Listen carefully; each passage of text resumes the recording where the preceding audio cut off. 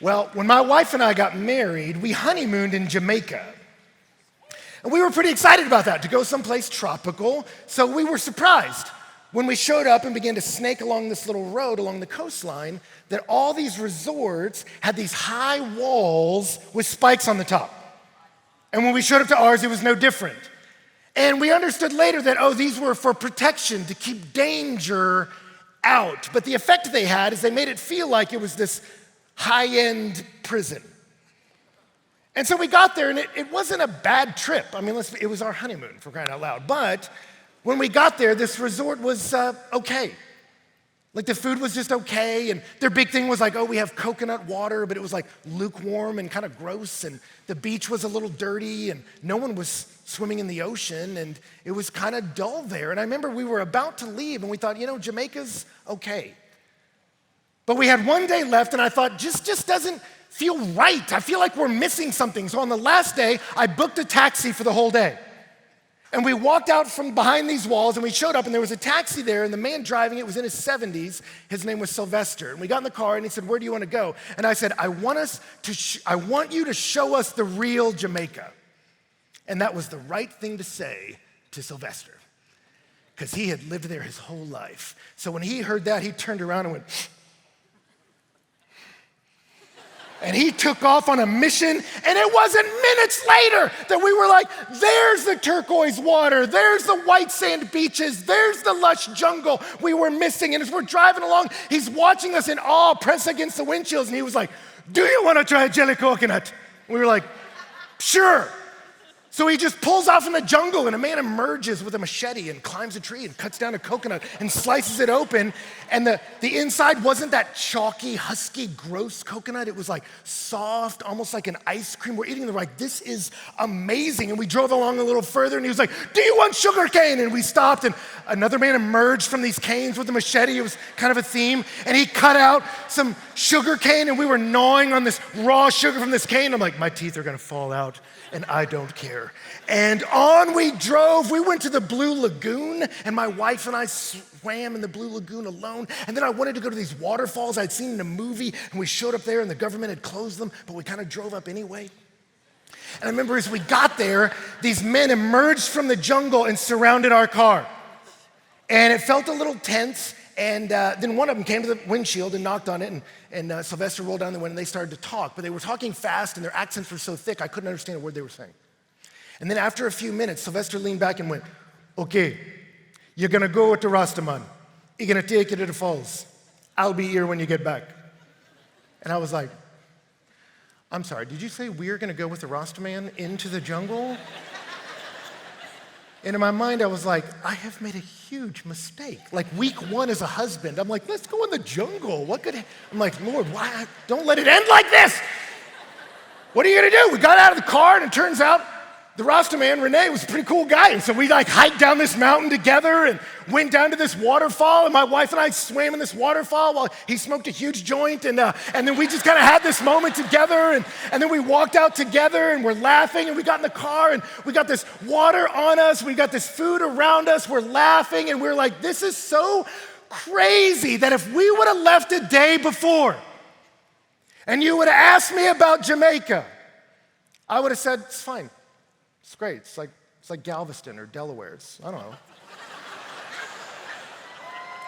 And what we realized was we had been in Jamaica, but we hadn't been in Jamaica, right?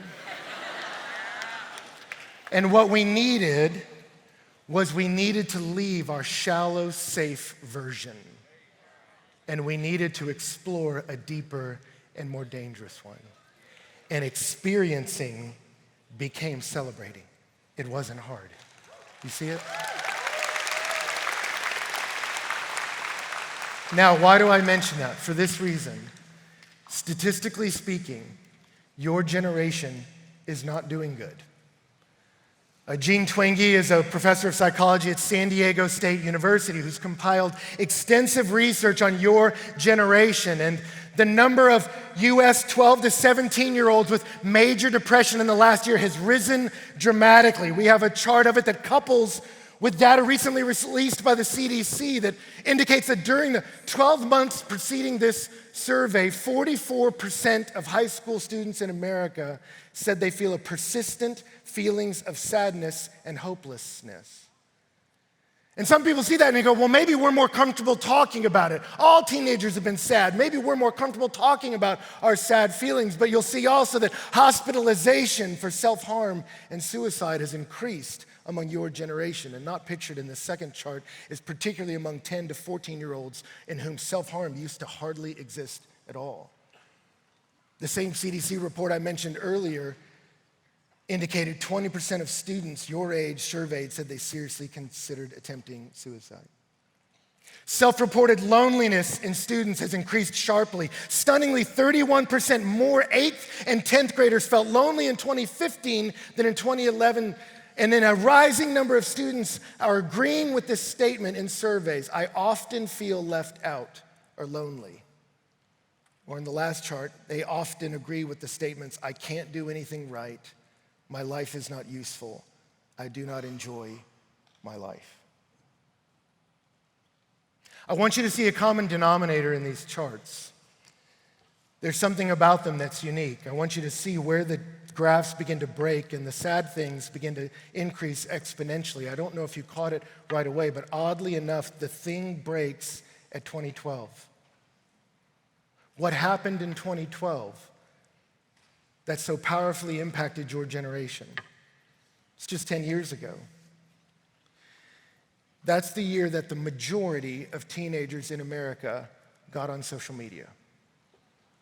Not cell phones, we had those since '07, but social media specifically.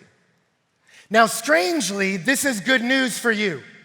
And this is why it's good news. If it's social media that's impacted you this way, then that means it's not physical or biological in you. It's not that your parents didn't eat enough iron, so you're constitutionally just weaker kids. That's not what's happening. It's not you biologically. It's something external in the environment that's affected you. So it's in a sense not your fault, but it is your problem. You are just like generations before, made beautiful in the image of God, broken because of sin, but an environmental element has affected you in your developing age, and you have to figure out how to deal with it. And we could say so much about that, but I want to point out one thing that Jonathan Haidt has said. Jonathan Haidt is a social psychologist at New York University. I doubt you have read his work, but he has read you. He has studied your generation and the impact social media in particular has had on you. And he says when young people have what he calls experience blockers, that is phones, he said these phones, and particularly social media, engage you all the time. He said it's like someone constantly tapping you on the shoulder and you have to look. And it interrupts thinking. And he says, because it's so interrupting, it forces you to stay in a shallow frame of mind, just a constant bombardment of shallow frivolity. And he says it keeps you from deeper thinking, but it's deeper thinking that opens you up to meaning and happiness in life. And so this constant bombardment of shallow ideas has made you grow up in the shallows, like a fish rising up in a pool of rain. You never quite reach your full size and potential. And so he says, for many of you, you have to figure out how to get out of the shallow pools and into the deeper waters. You need it to survive. And here's what's fascinating. Jonathan Haidt is an atheist. He doesn't believe in God yet. And yet I saw them in an interview where he's very concerned about your generation. And they asked him, okay, if social media is affecting young people this way, but they're not too far gone, what's the answer? And he said, what young people need today is awe. As an atheist, he said they need to stand in awe of something. And he defined awe as a perception of vastness that requires accommodation. That I see something vast, something bigger than me that's terrifying and beautiful and virtuous and supernatural, and it forces me to accommodate. It changes me on the inside, that it doesn't move, I move as a result of this overwhelming beauty. He says young people today need to move from the shallow pools to the deeper waters. They need to leave the safety, go into the dangerous places, because it's in the wild that they'll find the wonder of what they're made for. You need what we've been talking about. You need to stand before glory. You need it.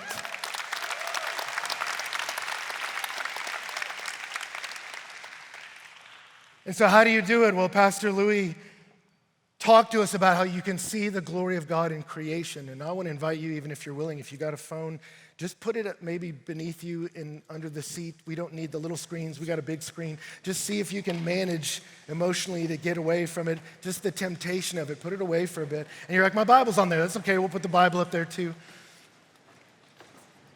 But how do we perceive glory? How do we stand in wonder? How do we leave the shallow waters and wade into the deeper waters? Well, Pastor Louis was showing us the glory of God is seen in creation.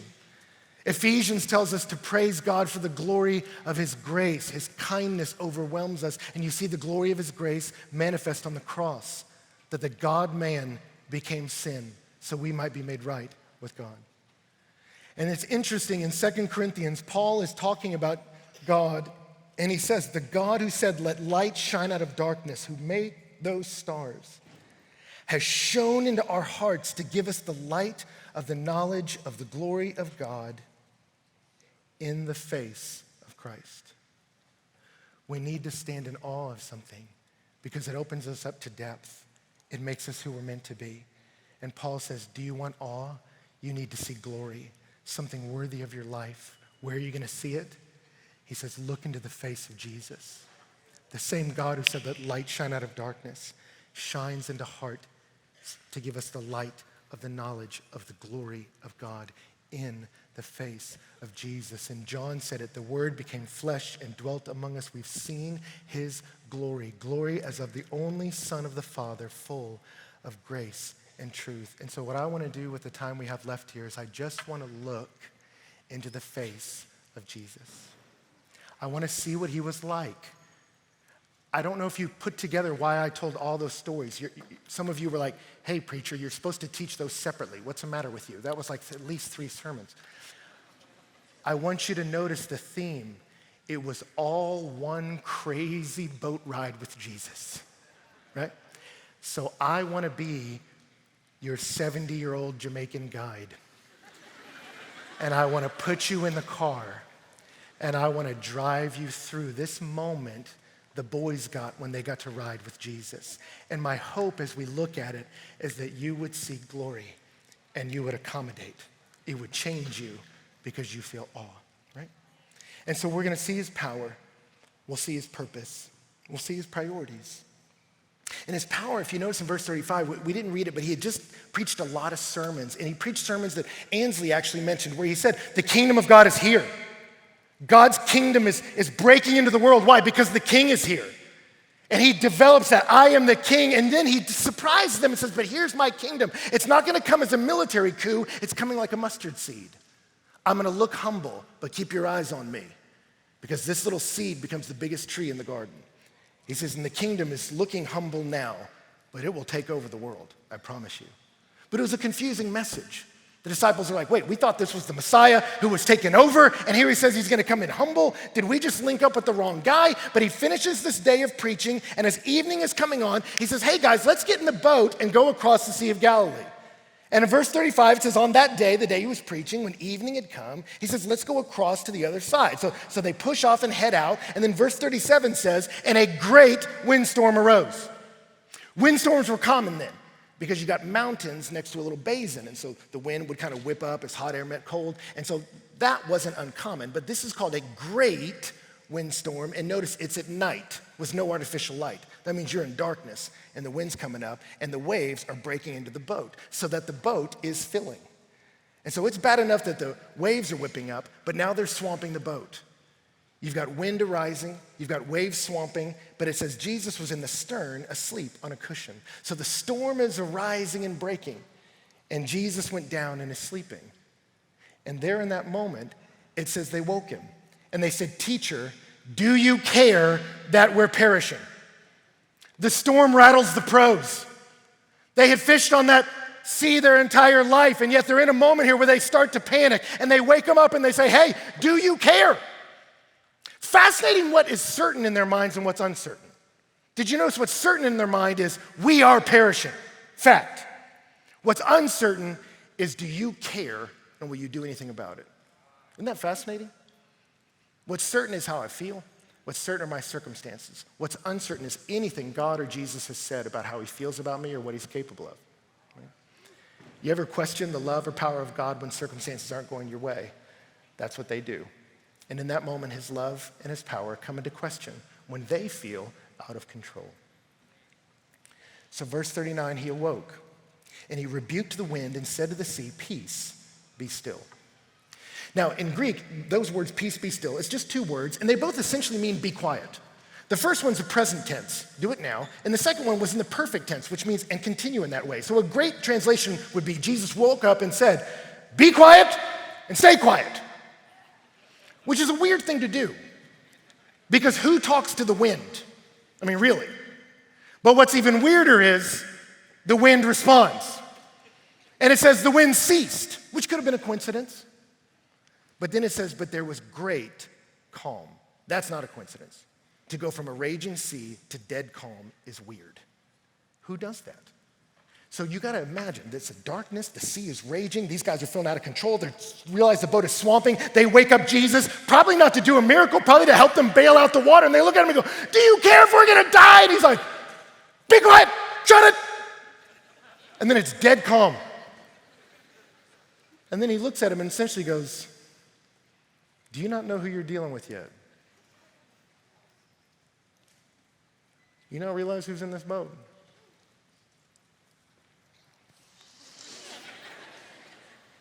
And I love what Mark does. He does this all the time. He ends with a question because he makes you ponder it. Before he moves on, it says, Jesus goes back to sleep, and they were filled with fear and said, "Who is this that even the winds and waves obey him?"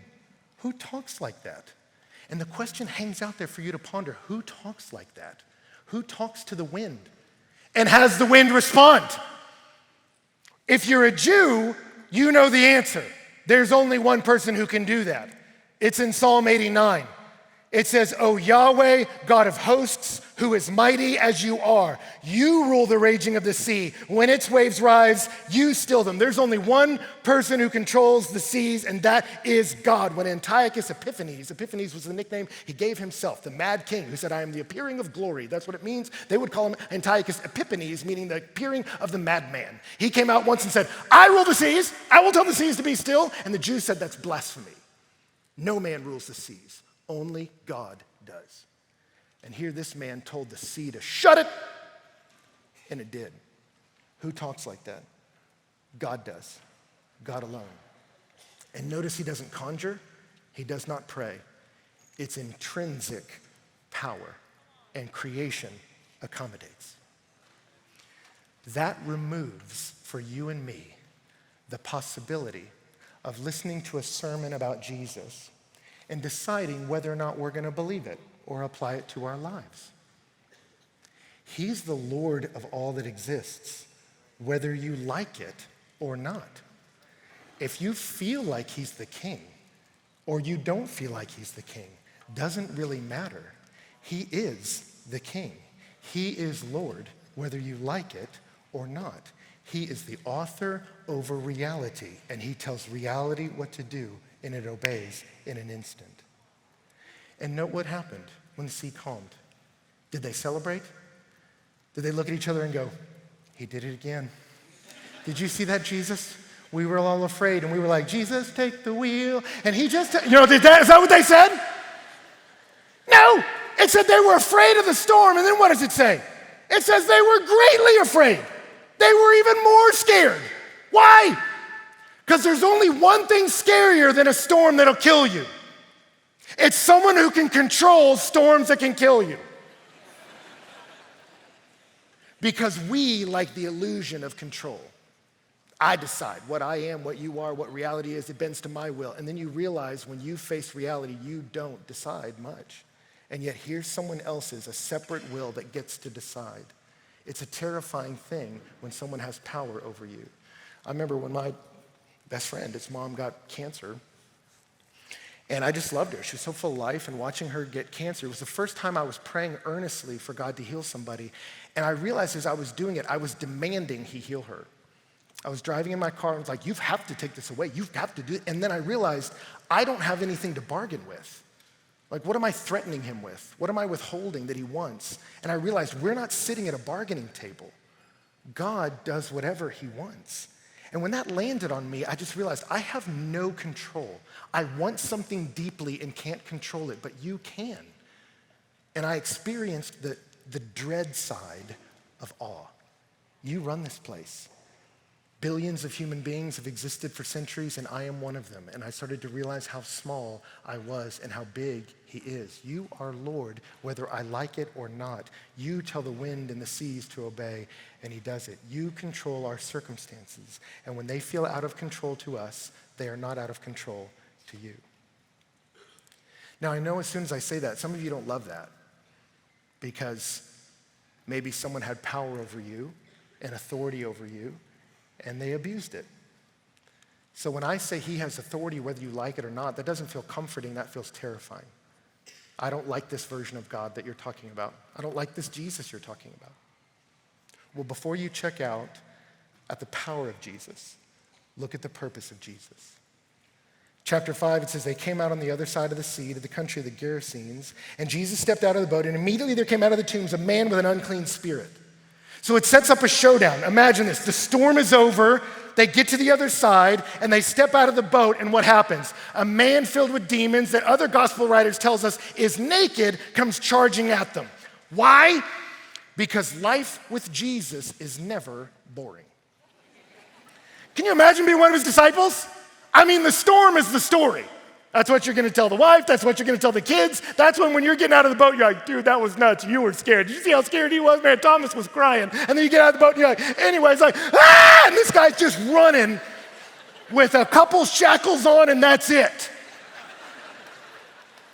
And it sets up a showdown.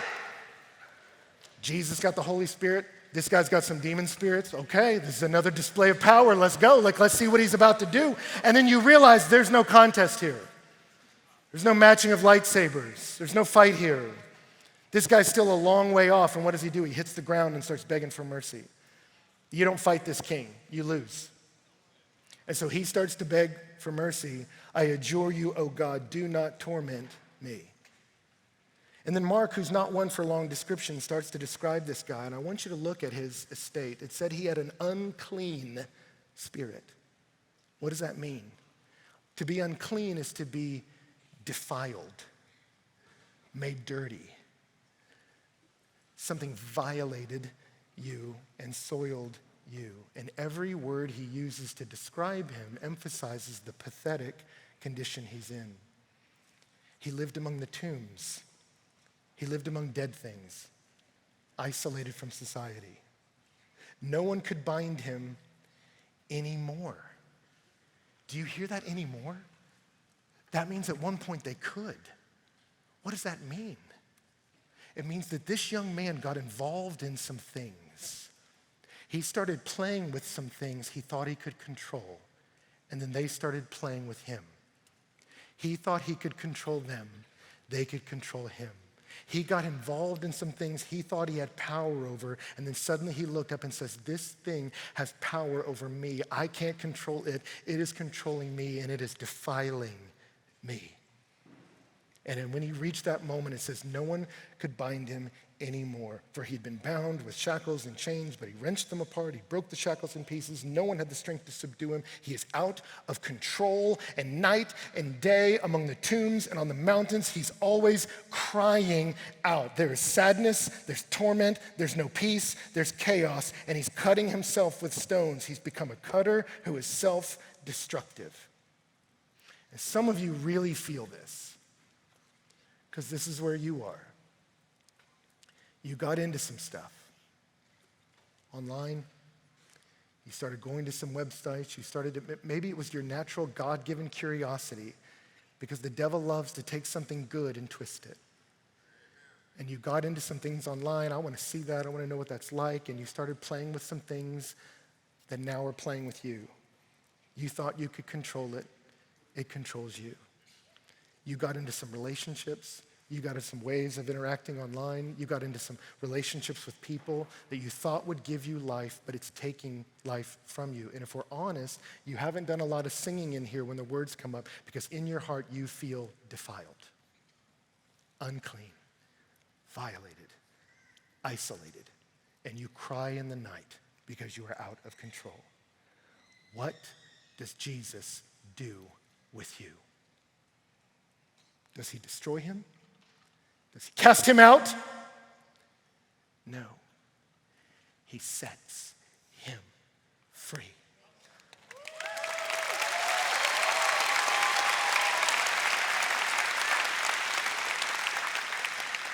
Because that's the kind of Lord that he is. His authority and power is used in the service of his love to bring freedom. He's not here to destroy you. He's here to rescue you. And if I can be honest, some of you, you are locked up into some broken, sad things online, and it's time for those shackles to come loose. You can't break them. Your friends can't break them. Your youth pastor can't. But Jesus Christ can. When you come to him crying without covering, without excuses, and say, Son of God, have mercy on me, he does, because his power is in service of his love. And he's here tonight to set some of you free.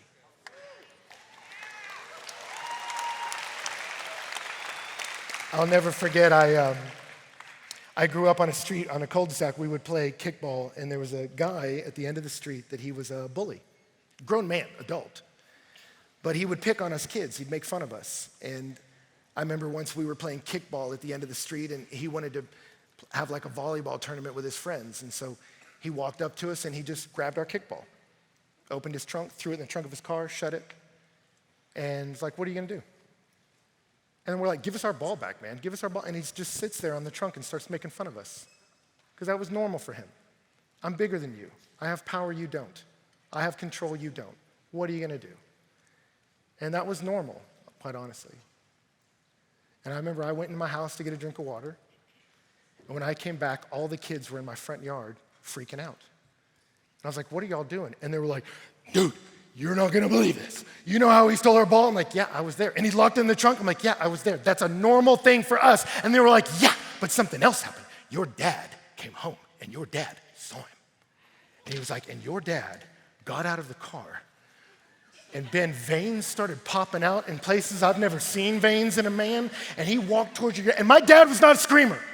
He said, your dad just walked up to him, and he like whispered to him, was just like, you stop picking on these kids. And they were like, Ben, this guy who had dominated us, humiliated us, controlled us, melted against that car at the power of your dad. And he unlocked the car, got the ball out, was like, sorry kids, here's your ball, here's some money, I'll never do it again. Sorry. And they're like, we watched the thing that dominated us fold in front of the power of your dad. And I gotta tell you, it was one of the coolest experiences as a kid to be like, yeah, I'm associated with that guy.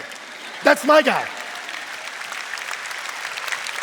And I gotta tell you this, for the rest of my life, whenever kids would inevitably have that conversation about whose dad could beat up somebody else's dad, it was the funniest thing. I never said a word, because guys would be like, all right, we know Ben's dad would beat up our dads. I'm gonna submit my dad as number 2 for the following reasons. And then the arguments would ensue. But what I love about these moments is the disciples are terrified at the power of Jesus. And then they stand at awe because he uses that power to set people free. And when the town sees it, did you see it? They marveled at him. They stood in awe, terror and beauty. When they saw this man who no one could set free, when they saw this man who was once shackled, now unleashed, when they saw him seated and clothed in his right mind, they were freaking out. That's the dude who lives in the tombs. And they showed up and they were like, Bobby, is that you? How did this happen? What on earth? They're freaking out. Where are all the pigs? And he said, they're like, hey guys. And they're like, oh my gosh, what happened? Like, look guys, look at Hannibal. He's cleaned up his life. Like, that is a terrifying thing. It's disturbing to them. And yet you look in this moment and you go, man, some of you, you are so close to thinking you're too far gone. And that's because your thoughts are too shallow. It's time to go into a deeper pool. Jesus is not a cute and adorable religion. He is a terrifying and beautiful and powerful and supernatural Son of God. And what dominates you does not terrify him. You come to him and he uses power to set you free. But what's his priority? And we'll do this quickly. His priority, you see, when he gets back in the boat, some of them are freaked out. We don't want you. And so he's not even on the shore for a couple minutes. Casts the demons out, gets back in the boat, and goes back to the other side. And he gets back to the other side and says, when Jesus crossed again in the boat to the other side, a great crowd gathered about him, and he was beside the sea. Then came one of the rulers of the synagogue, Jairus by name, and seeing him, he fell at his feet. Everybody falls at the feet of Jesus. Demon-possessed guys, leaders of the synagogue, rich, poor, it doesn't matter. Everyone falls at the feet of Jesus.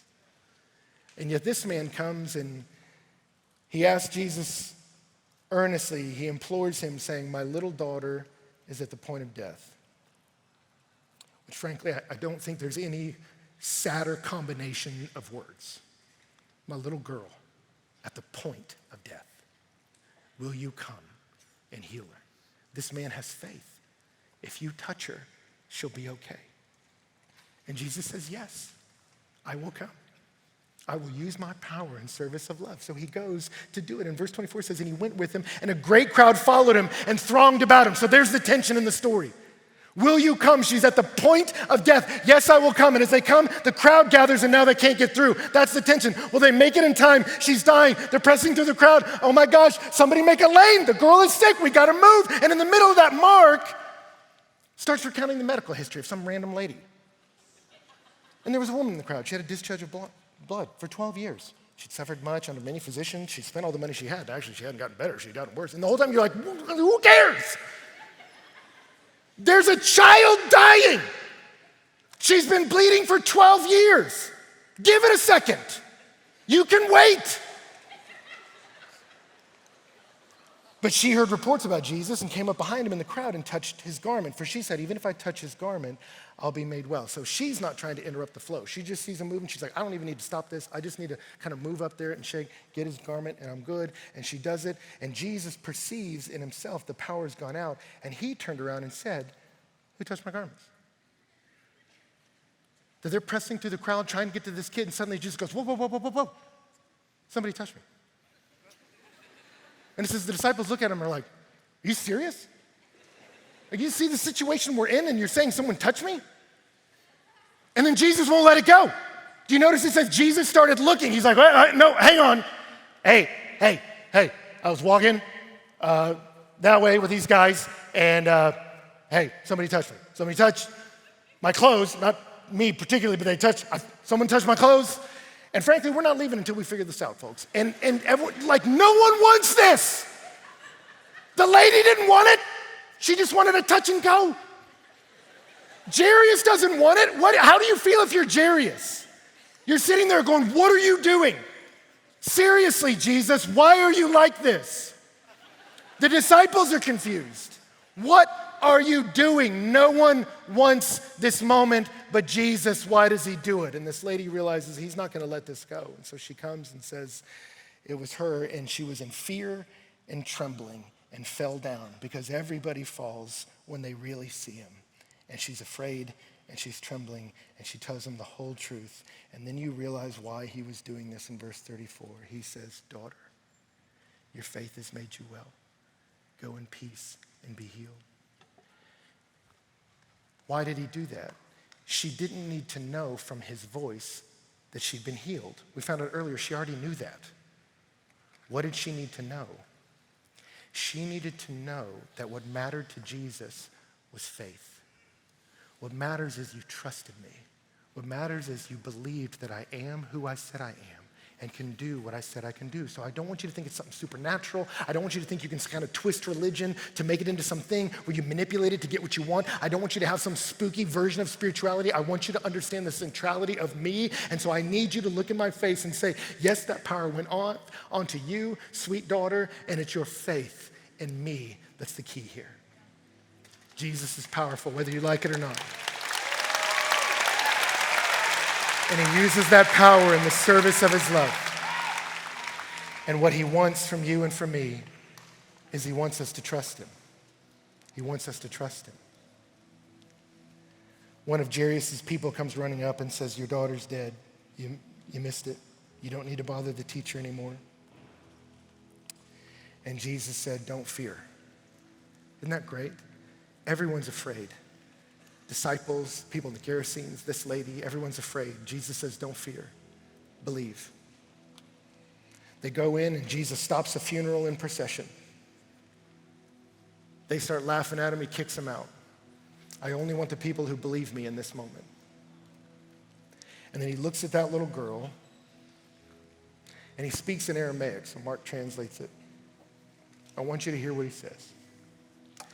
He says, Talitha kumi, which means little girl, rise. And she does. And it says they were overcome with amazement. What did they have? Awe. Terror, beauty, virtue, supernatural power. That's overwhelming, and I have to accommodate. And all of that is housed in that man. Some of you may look and go, well, if he controls all these circumstances, why hasn't he healed mine? Why didn't he just take this addiction away? Why didn't he heal the disease when I prayed? Why didn't he solve the things I wanted him to solve? Well, I'm not here to tell you all the reasons why he does what he does, but he controls all. He uses power in the service of his love. And he heals that woman because he wants her to have faith. And he waits until this little girl dies so that Jairus, who had a little bit of faith, but when he sees his daughter die, goes, I guess we missed it, realizes, no, you're not dealing with a healer. You're dealing with a creator. You're dealing with the author of life. Death doesn't stop me. There is nothing that can stop me. There is no enemy that can overcome me. There's nothing that rivals me. I am something else entirely. I am Jesus Christ, the Son of God, the author and perfecter, and I want you to look in my face and see. I'm the author of life, and I offer it freely to you. Death is not the end for you or for me or for anyone. It's faith.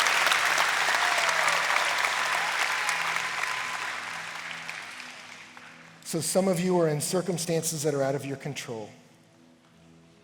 You're in a storm and you're wondering if he cares. And I just wonder if his priorities could be yours tonight. He wants you to trust him. Can you believe he's strong enough? Can you believe that he's loving enough? And you can believe he's wise enough. He's strong enough to change your circumstances. He's loving enough to want to. And he's wise enough to know when and how, if you trust him. His timing may not be yours, but I promise in the end it's good. Jairus just wanted a little healing. What he got was resurrection. This woman just wanted a little touch. What she got was to see the face of Jesus. I don't know why he's doing what he's doing in your life, but I know his priorities for his power and his love is that you would trust him, and he is worthy of your trust. If addiction's your deal, if you are bound in shackles and chains, and hey, statistically, a lot of you are. Jesus can set you free, and I love that Jesus made that man and go tell everyone what he did. Jesus will bring light into any darkness, but then he says, but you don't go running back into those tombs. You go running into a community and tell them what I did, and let your healing be a source of hope for them too. Some of you, what you're shackled with now will be your testimony next summer. And your testimony will help others get free because they'll see the power of God working in you. Do you believe it? What he wants is faith.